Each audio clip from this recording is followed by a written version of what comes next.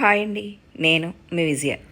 ఈరోజు వచ్చేసి ఎంతో హెల్దీగా ఈజీగా టేస్టీగా చేసుకునే బ్రేక్ఫాస్ట్ కానీ ఈవినింగ్ స్నాక్గా కానీ ఎలా చేసుకున్నా సూపర్గా ఉండే ఒక ఐటెంతో వచ్చేసాను. అదేంటంటే మేతి వడ. దీంట్లో మెంతికూర వేసుకుని ఇలా వడలు వేసుకుంటే పిల్లలు ఆకుకూరలు తినడానికి పెద్దగా ఇష్టపడరు కదా. అలాంటప్పుడు ఇలా స్నాక్స్లో కానీ మనం ఏ ఐటెంలో అయినా సరే ఇలా ఆకుకూరని చేర్చి చేసుకుంటే మనకి ఆరోగ్యానికి చాలా మంచిది. దీన్ని టమాటా కెచప్తో కానీ ఏదైనా చట్నీతో కానీ సర్వ్ చేసుకోవచ్చు, లేదంటే ఒట్టిగా కూడా తినేయచ్చు. ఇది ఎలా చేసుకోవాలో ఈజీగా ఫాస్ట్గా టేస్టీగా చూపించబోతున్నాను. ప్రాసెస్లోకి వెళ్ళిపోదాం. దీనికోసం ముందుగా 1 కప్పు శనగపప్పుని శుభ్రంగా కడుక్కుని దీన్ని ఒక 4 నుంచి 5 గంటల సేపు నానబెట్టుకుని ఉంచుకోవాలి. చూస్తున్నారుగా, ఇలా శుభ్రంగా కడిగిన తర్వాత శనగపప్పు మునిగేంత వరకు వాటర్ వేసి 4 అవర్స్ పాటు నానబెట్టుకుని ఉంచుకోవాలి. ఇప్పుడు ఇలా నానిన శనగపప్పులో వాటర్ అంతా డ్రైన్ చేసి ఇలా పొడిగా తీసుకోవాలి. 1 కప్పు శనగపప్పుకి 1 అరకప్పు నేను మొక్కజొన్న స్వీట్ కార్న్ వేస్తున్నాను. 2 కట్టలు మెంతికూరని ఇలా శుభ్రంగా ఒలుచుకొని కడుక్కుని ఆరబెట్టుకుని ఉంచుకోవాలి. ఇలా చిన్న ముక్కలుగా కట్ చేసుకుంటే వడల్లో బాగా కలిసి పిల్లలు తీయకుండా తినడానికి బాగుంటుంది. ఇందులోకి 1 మీడియం సైజు ఉల్లిపాయ సన్నగా ముక్కలు తరుక్కోవాలి. పచ్చిమిరపకాయలు 2 పచ్చిమిరపకాయలు ముక్కలు తీసుకోవాలి. కొద్దిగా కరివేపాకు. మనం ఈ శనగపప్పు మిక్సీ పట్టేటప్పుడు 1 అంగుళం ముక్క అల్లం ముక్క, 2 నుంచి 3 వెల్లుల్లి రెమ్మలు, 2 పచ్చిమిర్చి, కొద్దిగా జీలకర్ర కూడా వేసి మిక్సీ పట్టుకుంటే వడలు టేస్టీగా ఉంటాయి. డైజెషన్కి కూడా ప్రాబ్లం లేకుండా ఉంటుంది. ఇప్పుడు ఇందులో 1 గుప్పెడు శనగపప్పుని తీసి పక్కన ఉంచుకుంటే మనం పిండి మెత్తగా పట్టిన తర్వాత ఈ శనగపప్పు కలిపితే మధ్యలో క్రంచీగా ఈ శనగపప్పులు తగులుతూ టేస్ట్గా ఉంటుందన్నమాట. ఇప్పుడు మిక్సీ జార్లో 1 స్పూన్ జీలకర్ర, ఈ అల్లం ముక్కని సన్నగా తరిగి, ఈ పచ్చిమిర్చి, ఈ వెల్లుల్లి రెమ్మలు, శనగపప్పు కూడా వేసుకుని బరకగా మిక్సీ పట్టుకోవాలి. మరీ మెత్తగా మిక్సీ పట్టేసుకోకూడదు. కొంచెం రవ్వలా మిక్సీ పట్టుకుంటే వడలు సూపర్ టేస్ట్గా ఉంటాయి. బండి మీద దొరికే వడల్లాగా ఉంటాయి అన్నమాట.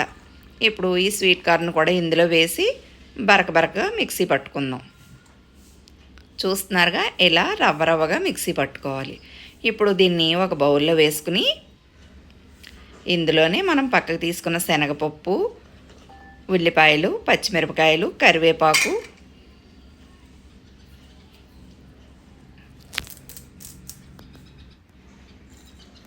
పచ్చిమిర్చి, ఉప్పు, కారం, పసుపు, రుచికి సరిపడేంత ఉప్పు, కారం, పసుపు కూడా వేసుకుని ఈ మెంతికూరను వేసుకుని బాగా వాటర్ వేయకుండా గట్టిగా చేత్తో ప్రెస్ చేస్తూ కలుపుకోవాలి. ఇలా కలుపుకోవడం వల్ల అంతా ఈవెన్గా కలిసి వడలు టేస్టీగా వస్తాయన్నమాట. ఇప్పుడు నేను 1 స్పూను వరిపిండి వేస్తున్నాను. ఎందుకంటే వరిపిండి వేయడం వల్ల ఎక్స్ట్రా క్రిస్పీగా వచ్చి వడలు సూపర్ టేస్ట్గా ఉంటాయి. చాలామంది వడలు పేపర్ మీద ఒత్తుతారు. మనం మినపవడలు అయితే పేపర్ మీద ఒత్తాలి, కానీ వడ పర్ఫెక్ట్ షేప్ రావాలంటే ఇలా మన అరిచేతి గుంటలో ఇలా రౌండ్గా బాల్లా చేసుకుని ఇలా ఒత్తితే ఇలా వచ్చిందే వడ షేప్ పర్ఫెక్ట్గా ఉంటుందన్నమాట. చూస్తున్నారుగా, ఇలా ఒత్తుకుంటూ డీప్ ఫ్రైకి ఆయిల్ పెట్టి మనం ప్రిపేర్ చేసుకున్న వడల్ని గోల్డెన్ బ్రౌన్ కలర్ వచ్చే వరకు వేయించుకోవాలి. ఇవి ఫస్ట్ ఆయిల్ హీట్ అయిన తర్వాత మీడియం ఫ్లేమ్లో పెట్టుకుంటే లోపల నుంచి బాగా వేగి పైన కరకరలాడుతూ లోపల స్మూత్గా ఎంతో ఎమ్మీగా ఉంటాయి.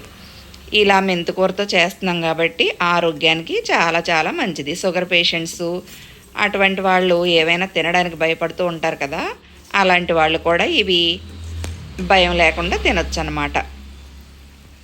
ఇవి పిల్లలకి మార్నింగ్ బ్రేక్ఫాస్ట్గా కానీ ఈవినింగ్ స్నాక్గా కానీ అలా ఈజీగా 10 నిమిషాల్లో రెడీ చేసుకోవచ్చు.